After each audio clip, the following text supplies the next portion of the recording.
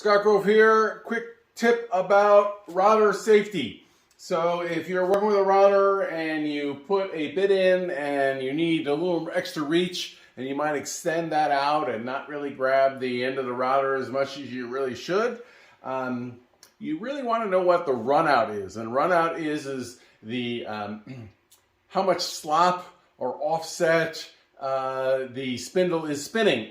If it's dead center, there'd be zero runout, but all bearings have a little slop in it or what have you. But if you use a dial indicator, mount it on there and put your router and you measure at the top and then measure at the bottom and you spin this, you can tell if there's runout. Now this particular one has about 4 thousandths runout, and that's too much for a bit that's hanging really far out. And it really depends on the load and your feed rate and all that, but I like to be down at 1 or 2 thousandths of an inch.